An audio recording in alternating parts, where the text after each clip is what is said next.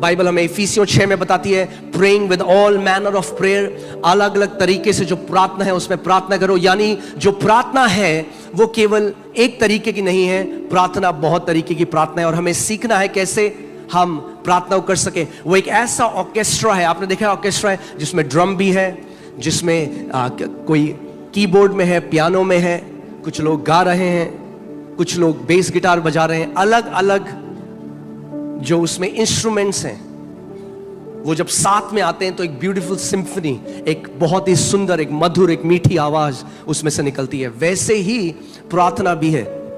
मगर परमेश्वर का वचन हमें सिखाता है कि कैसे हम प्रार्थना में जा सकते हैं, बढ़ सकते हैं। और आप जब उसको देखेंगे, मैं आपको बता रहा हूं, जब आप आज इसके बाद वो करेंगे, और ये मैं अपना, ये कोई मेरा कहा हुआ बात नहीं है, ये परमेश्वर के वचन में उसका सत्य है। जब आप ये करोगे 99% आपकी बैटल्स खत्म हो जाएंगी। जो 1% है वो नहीं है जो शैतान लाएगा, मगर वो भी खत्म हो जाएगी।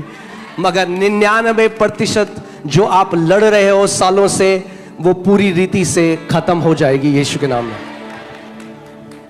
आमीन।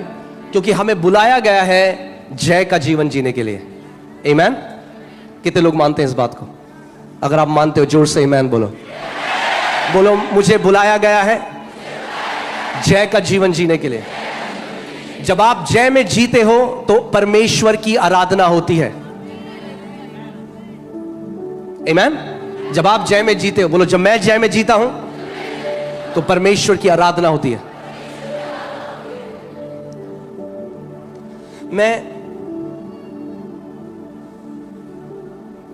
परमेश्वर ने एक तरीका बताया है जिसके द्वारा हम उस अनुग्रह को एक्सेस कर सकते हैं, उसकी भलाई को एक्सेस कर सकते हैं। और मैं आपको आपने देखा परमेश्वर का वचन बताता है दैट एक जो 3 डोरी जो एक साथ मिलती हैं वो कभी टूटती नहीं है। हाँ, देखा, जो डोरियां बनाते हैं तो 3 डोरियों को मिलाते हैं, जब 3 डोरी मिल जाती हैं तो टूट नहीं सकती। ऐसे ही 3 आप इसको चाबियां कह लो, 3 आप इसको डोरियां कह लो। मैं आपको 3 चीजों के बारे में बताना चाहता हूं आज। और कई मसीह लोग आज ब्लेस्ड लाइफ नहीं जी रहे क्योंकि वो इसको नहीं जानते। कलीसिया आते हैं, वो सब वो करते हैं जो बाकी लोग कर रहे हैं, मगर इन 3 चीजों में चूकते हैं और इसीलिए वो नहीं देख पाते जो पिता ने उनके लिए रखा है। और मैं बात कर रहा हूं 3 चीजें जो एक साथ जाती हैं, वो है thanks giving, praise and worship. धन्यवाद देना, यहोवा की स्तुति करना और उसकी आराधना करना। Thanks giving, praise and worship. मैं इसको लिख देता हूं कि आप इसको जाने। Thanks giving, praise and worship.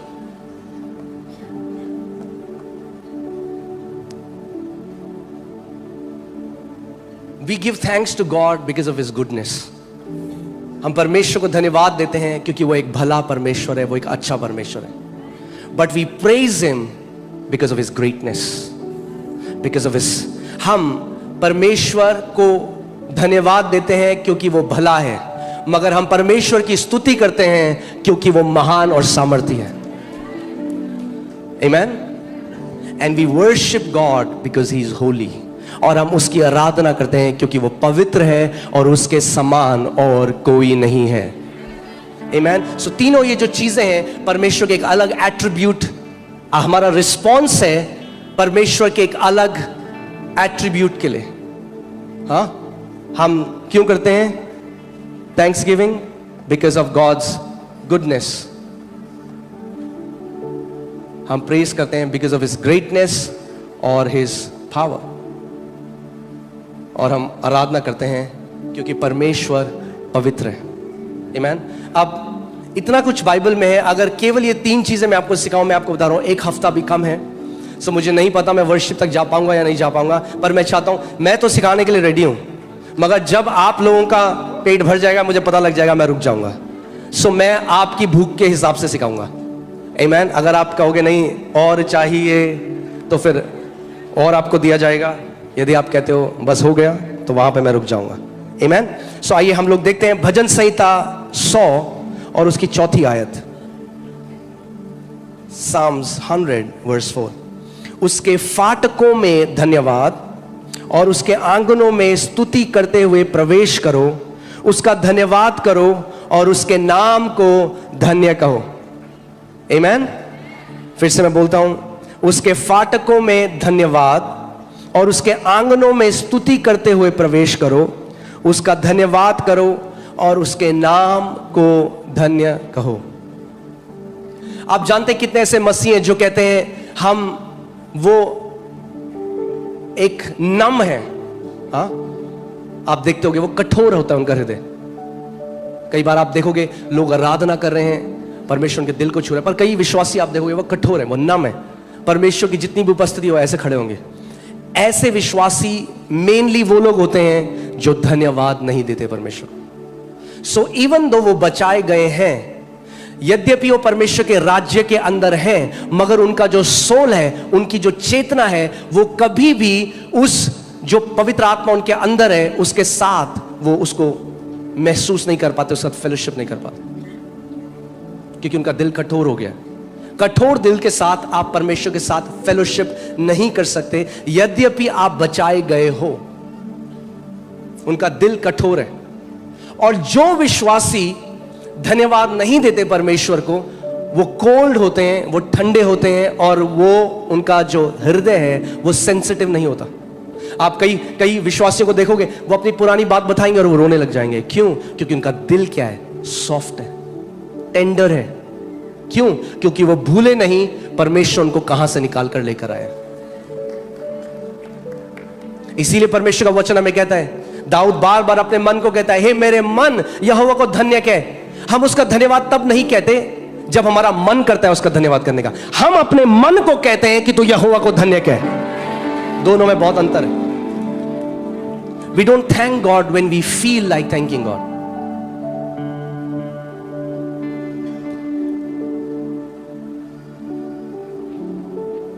Amen? और जैसे मूसा के समय में, आज भी मैं कल वर्शिप टीम के साथ बैठा था, मैं उनको ये बात सिखा रहा था, और ये आज हम सब के लिए है। हमें जानना है हम 3 पार्ट बीइंग है। हम एक आत्मा है, आपके पास प्राण है, और आपके पास, और आप शरीर में रहते हैं। आपकी आत्मा पवित्र आत्मा के साथ एक है। आप उसमें परफेक्ट कम्युनियन में जी रहे हैं, परफेक्ट सहभागिता में जी रहे हैं। मगर आपका जो सोल है, हमारा जो प्राण है, वो ज्यादा लोगों का शरीर के ऊपर होता है। किसके ऊपर होता है? शरीर के ऊपर होता है। इसीलिए जो मैं आज आपको बात बता रहा हूं, कैसे आपका सोल, यदि आपका सोल आपकी आत्मा के अधीनता में आ जाए, आप एक ब्लेस्ड लाइफ जियोगे। और अगर आप विश्वासी भी हो, नया जन्म पाए हुए हो, मगर अगर आपका सोल शरीर पे है, तो आप एक टेरिबल लाइफ जियोगे। पौलुस कहता है शरीर पर मन लगाना क्या है? मृत्यु है, इट्स डेथ। सो पुराने नियम में परमेश्वर ने हेवन का वो दिया मूसा को। बाइबल बताती है कि मूसा को जब एक क्या बोलेंगे हिंदी में, एक नक्शा दिया गया, जब परमेश्वर ने उसको नक्शा दिया कि तंबू कैसा बनाना है, जो स्वर्ग का प्रतिबिंब था, उसका रिफ्लेक्शन था, तो वहां पे 3 चीजें थी। एक था आउटर कोर्ट, बाहर का आंगन था, फिर पवित्र स्थान था, और फिर अति पवित्र स्थान था। और ये 3 चीजें जो मैं आपको बता रहा हूं, किसी भी आप घर में जाते हैं तो क्या होता है बाहर? सबसे पहले अगर आपको प्रवेश करना है तो किसके द्वारा आप प्रवेश कर सकते हो? हाँ, किसके द्वारा? दरवाजे के द्वारा। प्रवेश तो लोग खिड़की के द्वारा भी करते हैं, मगर वो चोर लोग करते हैं। हाँ, खुली तो खिड़की भी होती है, मगर खिड़की प्रवेश करने के लिए नहीं है, प्रवेश करने के लिए दरवाजा है। और यीशु ने कहा नए नियम में कि दरवाजा कौन है? मैं हूं। सो परमेश्वर के राज्य हम कैसे प्रवेश? आप परमेश्वर के राज्य में पहले से प्रवेश कर चुके हो, मेरी बात को ध्यान से सुनो। मगर आज आपका प्राण, अगर आप, जब हम परमेश्वर की आराधना करने लग जाते हैं, when we thank God, तो हमारा सोल क्या करता है? सबसे पहले शरीर से हटकर उसकी प्रेजेंस में वहां पे प्रवेश करता है। आप देखते हो लोग बोलते हैं अरे हम कलीसिया गए, क्या उपस्थिति थी। कितने लोग, हाँ, कितने लोगों के साथ हुआ है? उपस्थिति आपके घर में भी है। यहां पे क्या हुआ? जैसे ही आपने परमेश्वर को धन्यवाद करने लगे, उसकी स्तुति करने लगे, उसकी प्रशंसा करने, आपकी अवेयरनेस, आपकी चेतना उस दरवाजे की तरह एंटर हो गई और आप महसूस करने लगे उस अनॉइंटिंग को, उस अभिषेक को, उसके प्रेम को, उसकी दया को, उसकी करुणा को। सो ऐसे ही परमेश्वर का वचन हमें बता रहा है कि कैसे आप लगातार कम्युनियन में जी सकते हो। यानी ध्यान से सुनो, हर कोई विश्वासी जो लगातार धन्यवाद करता है परमेश्वर के, अपने प्राण में लगातार वो बना रहता है मसीह की प्रेजेंस में। You abide in the presence of God when you continuously thank him. Amen.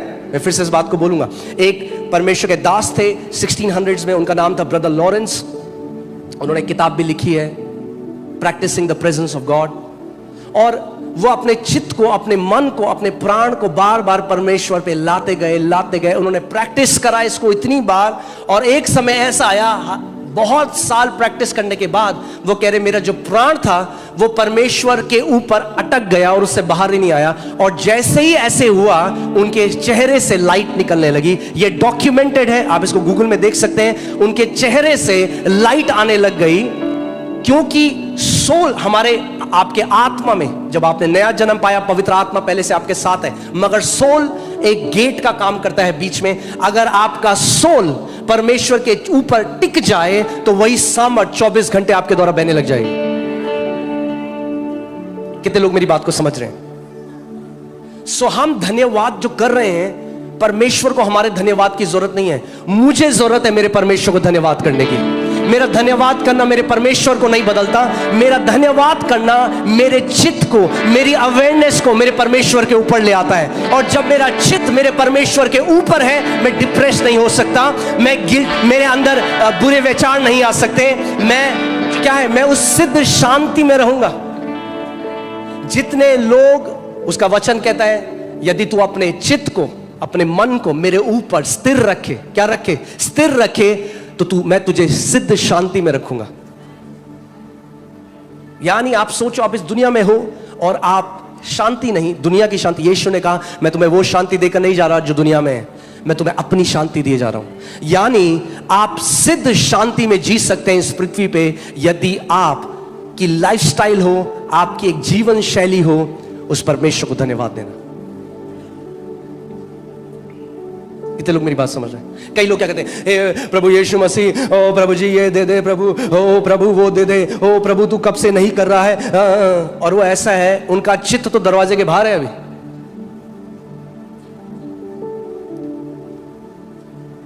So in their hearts are not tender. क्योंकि ध्यान से सुनो, यद्यपि आपकी आत्मा पवित्र आत्मा के साथ एक है, आप वो एक्सपीरियंस नहीं कर रहे हो जो आपकी आत्मा एक्सपीरियंस कर रही है। आप वो एक्सपीरियंस कर रहे हो जो आपका सोल एक्सपीरियंस कर रहा है अभी। मगर जब आप अपने सोल को परमेश्वर को धन्यवाद करने पे लगा देते हो, तो क्या होता है? वो ऐसा एक गेट खुल जाता है और परमेश्वर की उस मैनिफेस्ट प्रेजेंस, उस ग्लोरी में, उस महिमा में आप प्रवेश कर जाते हो। मूसा को परमेश्वर ने बताया आउटवर्ड कोर्ट है, एक बाहरी कोर्ट है।